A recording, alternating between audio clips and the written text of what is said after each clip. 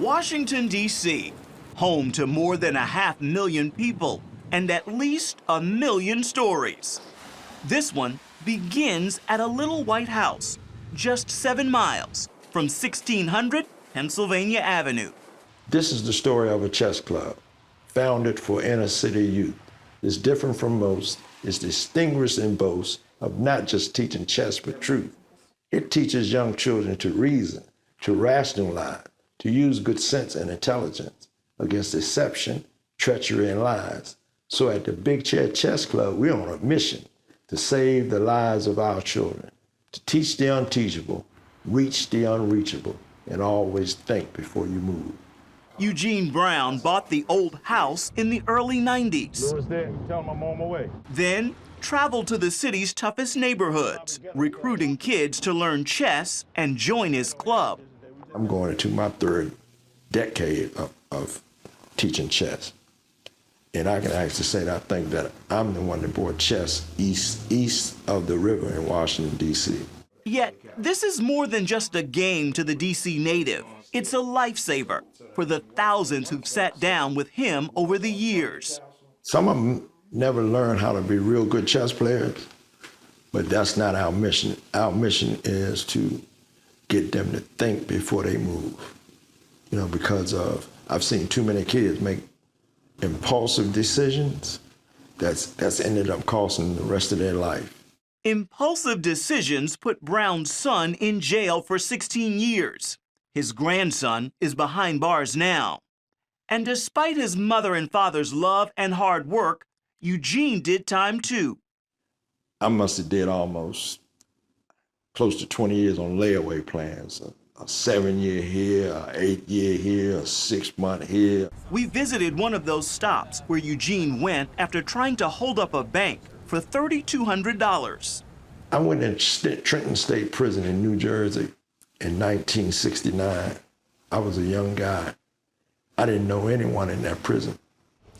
Eugene Brown spent more than a dozen years locked up here at the New Jersey State Prison for that botched robbery attempt. They were among the toughest years of his life, but he still took solace in playing the game of chess.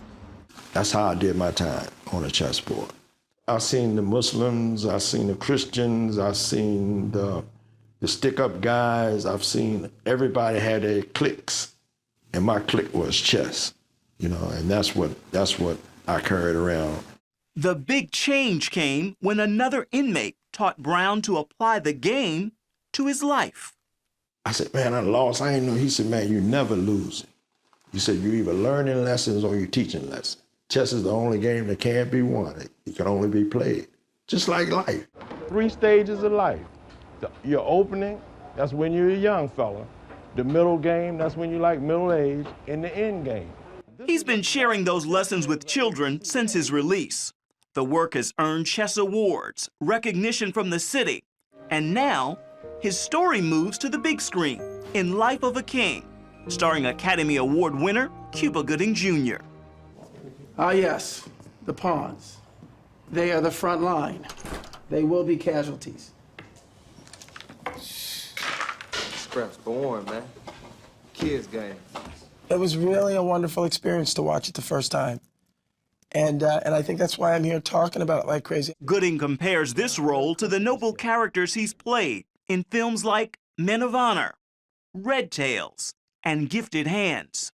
You are a man of faith, and you make no bones about being a Christian. That's right. In Hollywood. That's right. One of the things we love about you. You know, I'm surprised my pastor sees all my films. Because I ain't no commitment. Some of them movies ain't Christianly. Did you see Shadowboxing? This film doesn't blatantly display faith, but surely you see it in the film. No, it's God's will. It really is. And that's what's so cool about stuff like this, man. It's like, you know, I'm no saint in any way, and I make mistakes and I sin constantly. But it's my relationship I have. When you learn about people doing great things like this who have been incarcerated, it's easy to say, oh, he's a felon, he's an ex-con.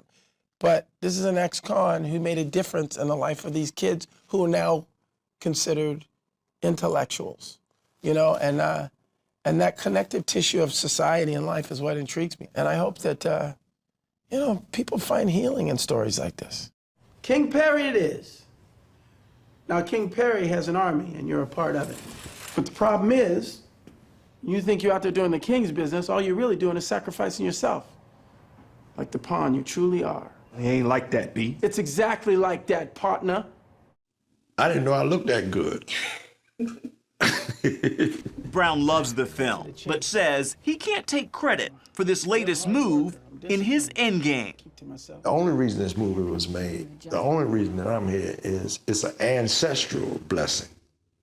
You know, it's from my great-great-grandmother that probably prayed for us, my grandmother that prayed. I know my mother, you know. So this is all of those people that prayed, you know, for our family, for me. And he thanks God for turning his tale of disgrace into a story of dignity. Once you accept God, there's no limit to what you can do. Ephraim Graham, CBN News, Washington.